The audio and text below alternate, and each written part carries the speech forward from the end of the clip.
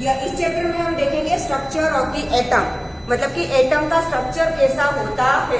सबसे पहले तो एटम क्या है वो तो सबको पता है, यस और नो?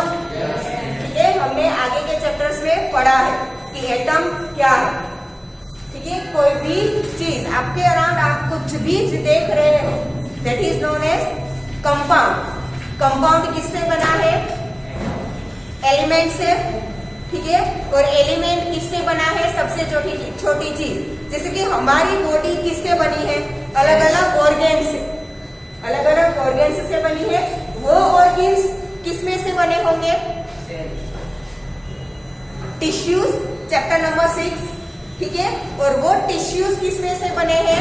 सेल्स में से। वैसे ही आपके आसपास दिखती हुई हर एक ऐसी चीज जो नॉन लिविंग थिंग है, ठीक है, living things are made up of cells. ठीक है, आपके आसपास जो भी नॉन लिविंग थिंग्स बनी है दे आर कंपाउंड्स। ठीक है, और we can also say mixtures. ठीक है, मिक्सचर्स या तो कंपाउंड्स किससे बने होंगे? एलिमेंट से। अलग अलग एलिमेंट्स एक दूसरे के साथ मिक्स होंगे और क्या बनाएंगे? कंपाउंड बनाएंगे। ये कंपाउंड एक दूसरे के साथ मिक्स होकर क्या बनाएंगे? मिक्सचर्स बनाएंगे। ठीक है, तो जो कंपाउंड का बेस है वो क्या है? एलिमेंट। अब एलिमेंट भी कोई छोटी छोटी चीजों से बना होगा ना, जैसे कि टिश्यू किससे बना है? सेल से। वैसे एलिमेंट का पूरा जो क्वांटिटी होता है वो किससे बनता है? छोटी छोटी चीज एटम से। ठीक है, वो एटम के स्ट्रक्चर्स के बारे में हम इस चैप्टर में पढ़ेंगे। ठीक है, सबसे पहले हम देखेंगे चार्ज्ड पार्टिकल्स इन मैटर। ठीक है, एटम में हमने आपको सबको इतना तो पता ही है कि एटम में 3 टाइप के फिर अलग अलग पार्टिकल्स होते हैं जिसके नाम क्या है?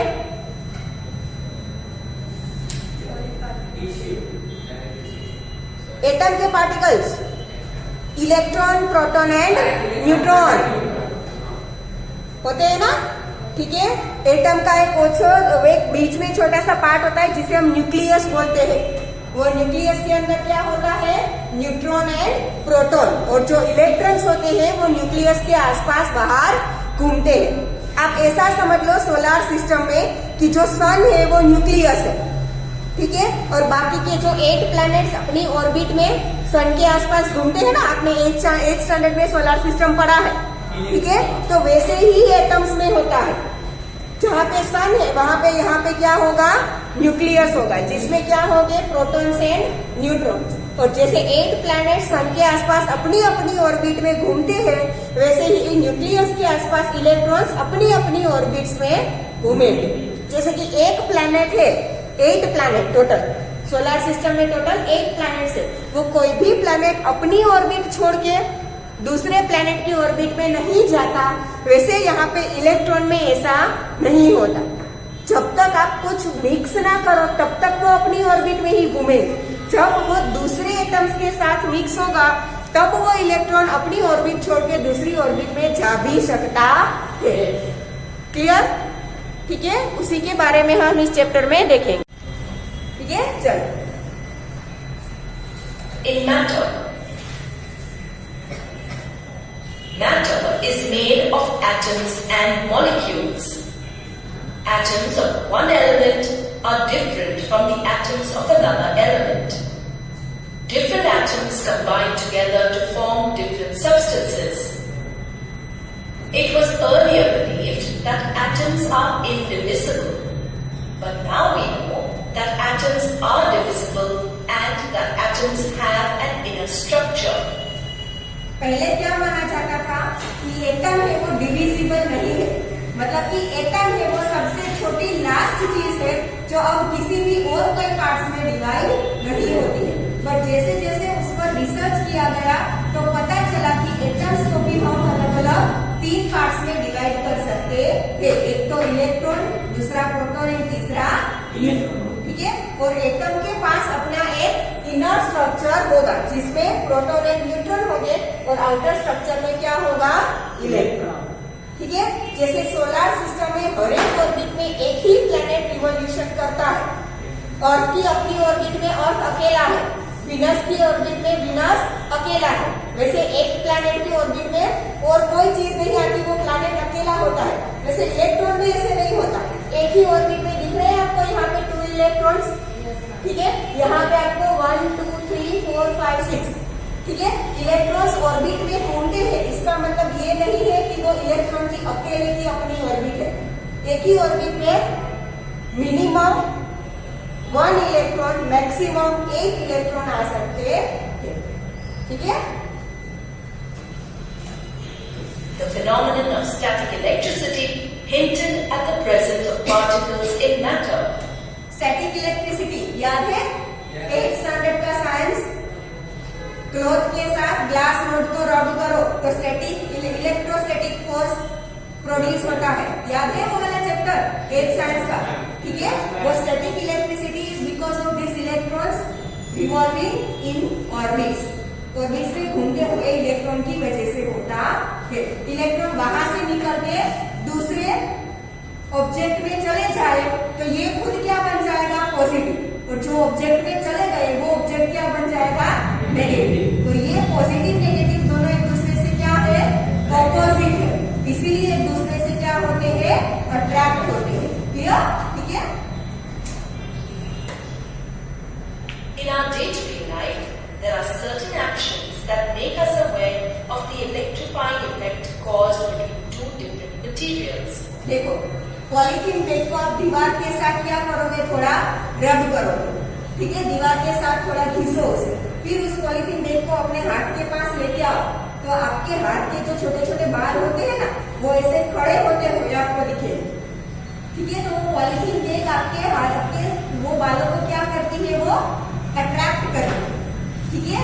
तो क्या हुआ? जब पॉलीथीन बैग और दीवार एक दूसरे के साथ रब हुए ना, तो एक मटेरियल के इलेक्ट्रॉन दूसरे मटेरियल में जाते हैं, ठीक है, और वो चार्ज बन जाता है पॉजिटिव या negative. Clear?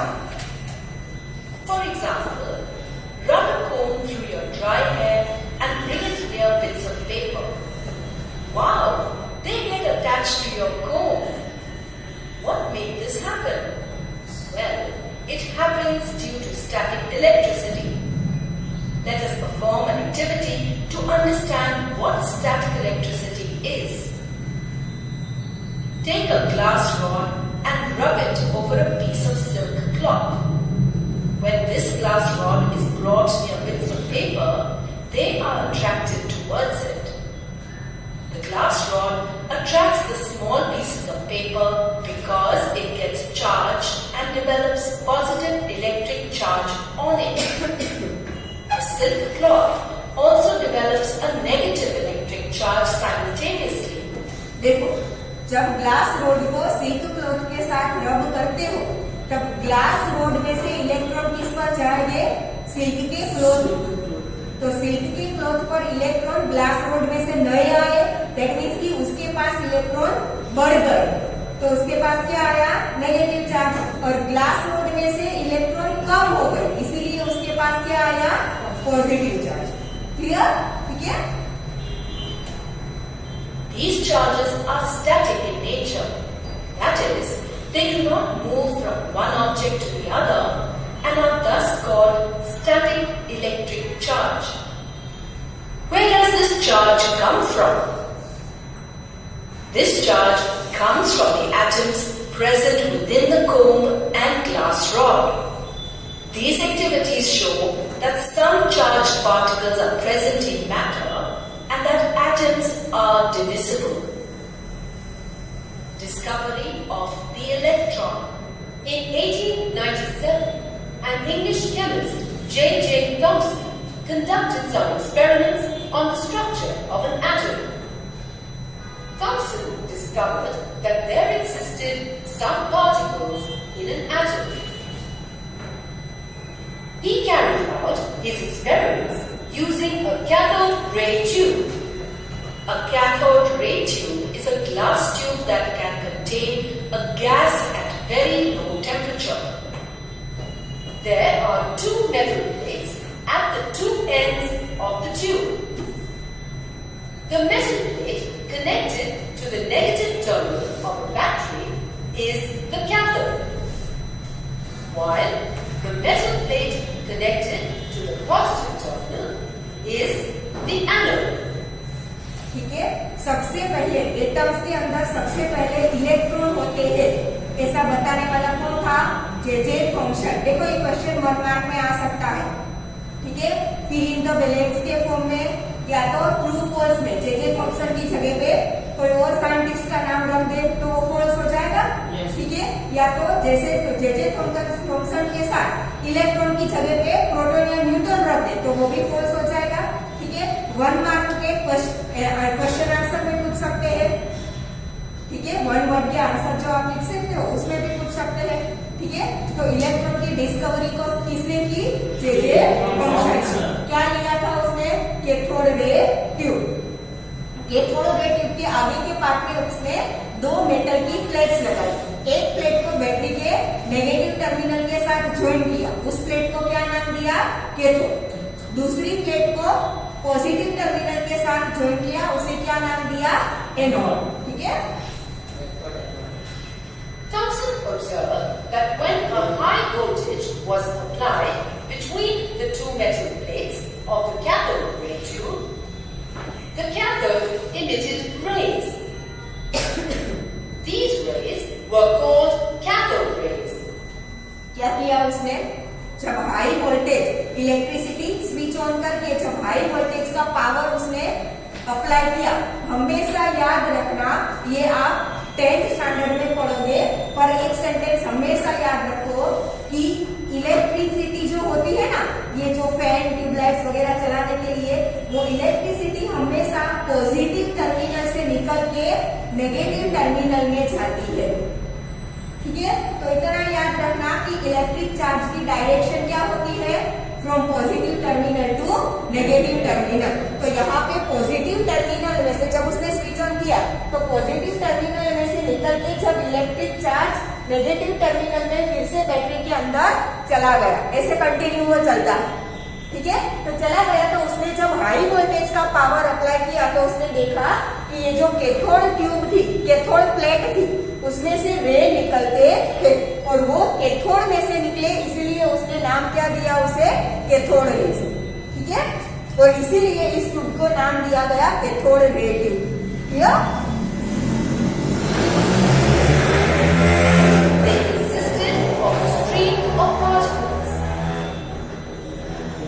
which were found to possess negative electrical charge. हाँ, उसने देखा कि ये कैथोड प्लेट में से रेज तो निकलते हैं, बट वो रेज एक स्ट्रेट लाइन में नहीं होते, वो रेज किससे बने हैं? पार्टिकल से बने, ठीक है। और फिर उसने डिस्कवर किया कि ये जो पार्टिकल्स के रेज बने हैं वो पार्टिकल्स नेगेटिवली चार्ज थे। पार्टिकल्स कैसे थे? वो नेगेटिवली चार्ज थे। तो इसी से उसे पता चला कि एटम्स में से कुछ नेगेटिव चार्ज वाले पार्टिकल्स बाहर निकलते हैं। दैट मीन्स इसका मतलब ये हुआ कि एटम है वो डिविजिबल है, तभी तो उसमें से नेगेटिव चार्ज बाहर निकला ना। अगर वो डिविजिबल नहीं होता तो उसमें से बाहर ही नहीं निकलना चाहिए, ठीक है। तो इसी के ऊपर से उसने बताया कि एटम है वो डिविजिबल है, ठीक है। And were called electrons. These particles. देखो, हर एक चीज को हम कोई ना कोई नाम तो देते हैं, ठीक है। हमारे मम्मी पापा ने हम सबको अपने अपने नाम दिए हैं ना, ठीक है। तो ऑब्वियसली ये इलेक्ट्रिक चार्ज वाले जो पार्टिकल्स मिले उन्हें कुछ ना कुछ नाम तो देना था, तो उसने क्या नाम दिया उसे? इलेक्ट्रॉन्स, ठीक है। उसने कुछ और अगर नाम दिया होता तो आज हम वो नाम यूज कर रहे होते, ठीक है। Were about 1,800 times lighter than hydrogen. उसने क्या देखा कि ये नेगेटिव चार्ज वाले जो इलेक्ट्रॉन्स निकलते हैं वो हाइड्रोजन के एक एटम से भी बहुत ज्यादा लाइट है, मतलब कि हल्के हैं। कितने हल्के हैं वो? 1800 times lighter than hydrogen. Hydrogen के एक एटम से भी 1800 टाइम्स लाइट थे। इतने छोटे और इतने मास में इतने कम थे, ठीक है। मतलब कि बहुत छोटे, ठीक है। वो हाई डेफिनिटी वाला भी जो माइक्रोस्कोप हम यूज करें ना तब भी मुश्किल से दिखे, वैसे इतने छोटे।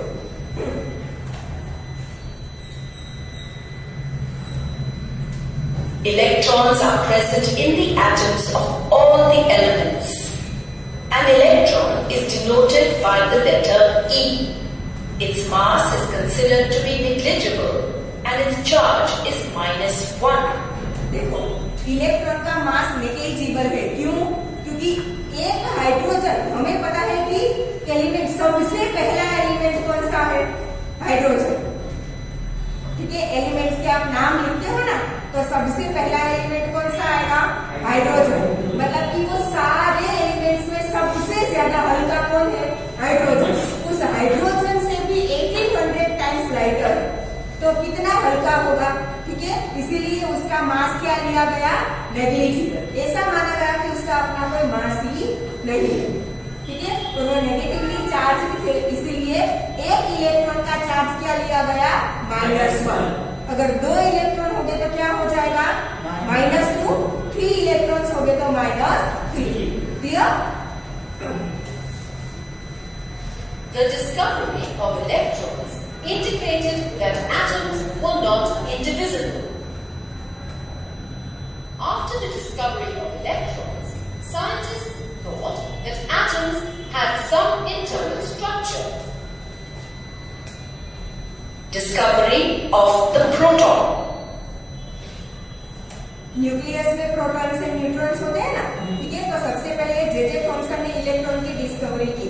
अब प्रोटॉन की डिस्कवरी कब और किसने की? E. Goldstein in 1886 performed an experiment using a discharge tube having a perforated cathode and an anode. Discharge tube मतलब कि ऐसी ट्यूब, ग्लास की एक ट्यूब ली उसने, जिसमें से उसने एयर सारी बाहर निकाल ली। ठीक है, ट्यूब के अंदर कुछ भी एयर प्रेजेंट नहीं था, मतलब कि वैक्यूम था।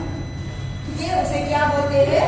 Discharge tube. वो डिस्चार्ज ट्यूब में उसने क्या लगाई? 2 प्लेट्स। जैसे कैथोड रे ट्यूब ने, जैसे जे थॉमसन ने 2 मीटर की प्लेट लगाई थी ना, वैसे ही उसने भी यहाँ पे क्या किया? 2 प्लेट्स लगाई। एक उसने परफोरेटेड कैथोड लिया। परफोरेटेड कैथोड मतलब कि ऐसी मेटल की प्लेट्स थी जिसमें छोटे छोटे होल्स थे। परफोरेटेड मतलब कि ऐसी कैथोड एक मेटल की प्लेट थी जिसमें बहुत छोटे छोटे क्या थे? होल्स थे। ठीक है, और एक एनोड की उसने क्या ली? प्लेट ली। When a high electrical voltage was passed through a gas at a very low pressure taken in the discharge tube, some rays were produced at the anode. They were called as anode rays or canal rays. देखो, आगे J Thomson ने क्या किया था? उसने cathode ray tube लिया, but उसमें air उसने रखा था, वैक्यूम क्रिएट नहीं किया था। ठीक है, इसीलिए रे कहां से निकल रहे थे? कैथोड से एनोड की तरफ। ठीक है, यहाँ पे गोल्डस्टाइन ने क्या किया है? ट्यूब को वैक्यूम करके उसमें फिर ऐसा एक गैस भरा है एकदम लो टेम्परेचर पे। पहले सारी एयर बाहर निकाली, वैक्यूम क्रिएट कर लिए, फिर एक गैस भरा जो एकदम लो टेम्परेचर पर था। ठीक है, फिर इलेक्ट्रिसिटी पास की तो रे कहां से निकले? एनोड रे से निकले। ठीक है, जिसे नाम दिया एनोड रेस या तो कनाल रेस। कनाल रेस क्यों किया? बताया। आपको पता है कैनाल कैसी होती है? सिलेंडर की जैसी लंबी होती है, तो ये ट्यूब भी सिलेंडर के जैसी लंबी है। ठीक है, तो कैनाल में से गुजरे, इसलिए उसे कैनाल रेस बोला गया। ठीक है, और कैथोड में से, एनोड में से निकले, इसलिए क्या नाम दिया गया? Anode rays. Clear? These rays consisted of positively charged particles. J Thomson ने जो रेस दी, उसमें से कैथोड, जब जे थॉमसन ने एक्सपेरिमेंट परफॉर्म किया तो कैथोड में से जो रेस निकले थे उसमें कैसे पार्टिकल्स मिले उसे? Negatively charge. जबकि गोल्डस्टाइन को एनोड में से जो निकले वो कैसे मिले? Positively charge. यहाँ पे भी रेस तो निकले, बट वो रेस किससे बने थे? पार्टिकल्स से बने थे। ठीक है, और वो पार्टिकल्स कैसे है? Positively charge. Clear? The formation of positively charged rays led to the discovery of another subatomic particle, the proton. Protons are represented by the symbol P positive. The mass of a proton is about 1840 times the mass of an electron. ठीक है, proton का मास कितना है? Electron से 1840 times ज्यादा। Electron का मास एकदम negligible था। ठीक है, पर प्रोटॉन का मास कितना है? इससे 1840 टाइम्स ज्यादा है, मतलब कि इतना मास हम नेग्लेक्ट कर सकते नहीं है। ठीक है, हमने अभी थोड़ी देर पहले देखा कि इलेक्ट्रॉन का मास है वो हाइड्रोजन के मास से 1800 टाइम्स कम है। ठीक है, और इलेक्ट्रॉन के मास से प्रोटॉन का मास 1800 टाइम्स ग्रेटर है। दैट मीन्स कि हम ये बोल सकते हैं कि हाइड्रोजन और प्रोटॉन का मास सिमिलर है, ऑलमोस्ट सेम है, थोड़ा बहुत ही डिफरेंस है। ठीक है, तो प्रोटॉन और हाइड्रोजन का मास क्या है, एकदम सेम से। ठीक है, थोड़ा बहुत उसमें डिफरेंस होगा। The mass of a proton is taken as 1 unit. A proton has +1 charge. Protons are present in the atoms of all the elements. Discovery of the neutron. In 1932, James Chadwick discovered another subatomic particle inside the atom. This particle had no charge and had a mass nearly equal to that of a proton. ठीक है, Chadwick ने क्या किया, electron और proton की discovery पहले हो चुकी थी। चैडविक ने न्यूट्रॉन के बारे में डिस्कवरी की, पर उसे पता चला कि न्यूट्रॉन के पास जैसे इलेक्ट्रॉन नेगेटिवली चार्ज है, प्रोटॉन पॉजिटिवली चार्ज है, वैसे न्यूट्रॉन का अपना कोई चार्ज नहीं है। ठीक है, और उसका मास नियरली प्रोटॉन के जितना ही है।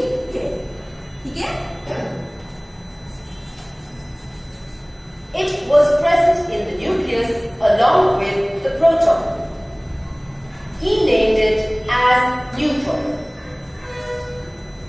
A neutron is represented as N. Neutrons are present in the nucleus of all the atoms except hydrogen. ठीक है, हाइड्रोजन के अलावा बाकी सारे एलिमेंट्स के एटम्स के अंदर न्यूट्रॉन्स प्रेजेंट है। तो प्रोटॉन्स एंड न्यूट्रॉन्स कहाँ होंगे, न्यूक्लियस में, और इलेक्ट्रॉन कहाँ होंगे, बाहर की साइड।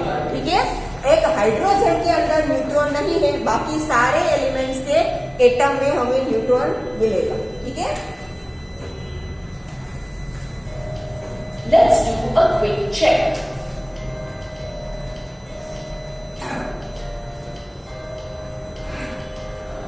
आया इलेक्ट्रॉन किसने फंक्शन, जैसे फंक्शन। प्रोटॉन की डिस्कवरी किसने की, गोल्डस्टाइन, और न्यूट्रॉन की चैडविक।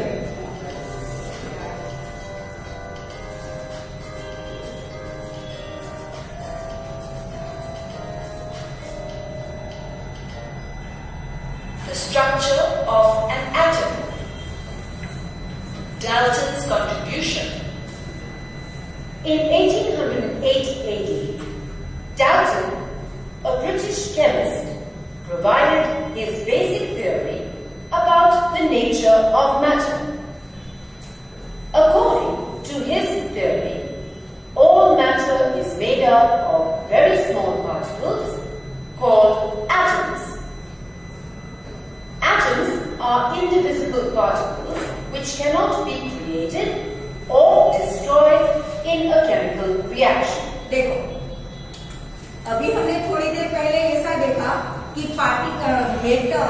Atoms are divisible. ठीक है, कितने पार्ट में डिवाइड हो सकते हैं, 3, इलेक्ट्रॉन, प्रोटॉन एंड न्यूट्रॉन। ठीक है, तो ये इलेक्ट्रॉन, प्रोटॉन और न्यूट्रॉन की डिस्कवरी हुई, उससे पहले डाल्टन ने अपनी थ्योरी दी थी। ठीक है, तो डाल्टन ने अपनी थ्योरी दी, उसमें उसने क्या लिखा कि every matter is made up of small particles and these particles are atoms.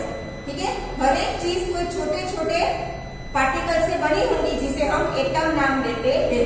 फिर उसने क्या दिया, दूसरा point, that atoms are indivisible particles. तब तक जब तक इलेक्ट्रॉन, प्रोटॉन की डिस्कवरी नहीं हुई थी, तब तक सब ऐसा ही सोच रहे थे कि एटम से दे आर इंडिविजिबल। अब कोई छोटे छोटे पार्ट में वो अब डिवाइड नहीं हो सकता। ठीक है, दूसरा क्या दिया था, atoms can not be created और destroyed in a chemical reaction. तो केमिकल रिएक्शन करने से ना ही तो एटम डिस्ट्रॉय होते हैं, ना ही नए एटम्स क्रिएट होते हैं। ये तो सच है। ये केमिकल रिएक्शन में कोई नया एटम क्रिएट नहीं होता या तो कोई भी एटम डिस्ट्रॉय नहीं होता, वो तो सही है। ठीक है, तो जो दूसरा सेंटेंस था कि एटम्स आर इंडिविजिबल, वो बाद में गलत हो गया जब इलेक्ट्रॉन्स और प्रोटॉन्स की डिस्कवरी हुई तब। बट ये जो थर्ड सेंटेंस है it is true till date. ठीक है, But the discovery of two fundamental particles, protons and electrons, inside the atom led to the failure of this aspect of Dalton's atomic theorem. ठीक है, जब electron और proton की discovery हुई तब पता चला कि ये जो डाल्टन की एटॉमिक थ्योरी है वो क्या है, फेल। ठीक है,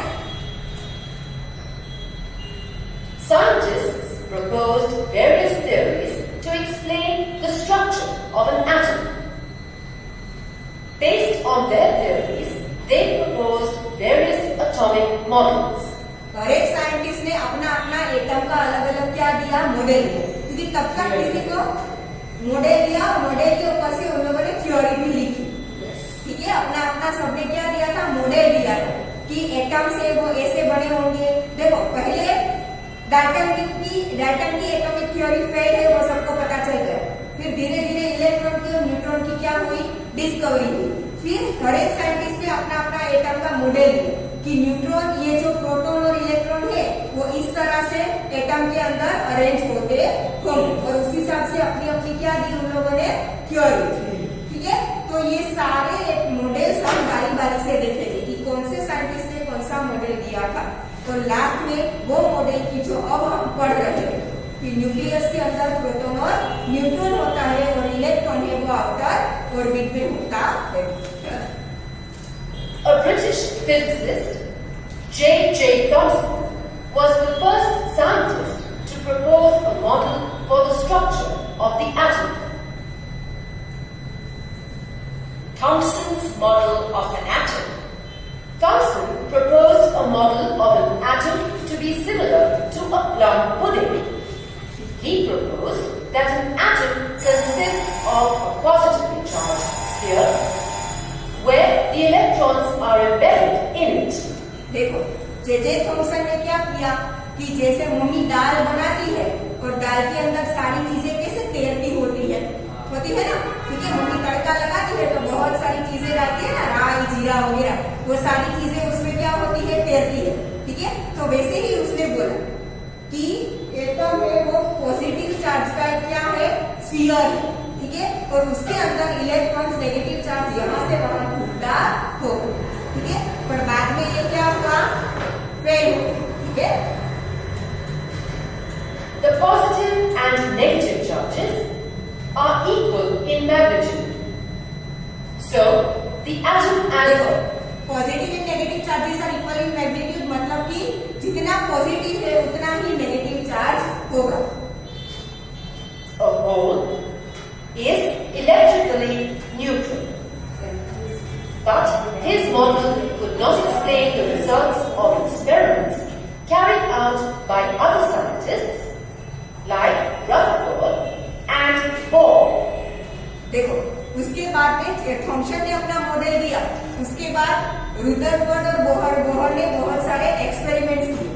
ठीक है, उस एक्सपेरिमेंट्स के हिसाब से ये मॉडल कुछ काम नहीं आया, तो ऐसा पता चला कि ये जे थॉमसन ने जो मॉडल दिया था वो हम यूज नहीं कर सकते। ठीक है,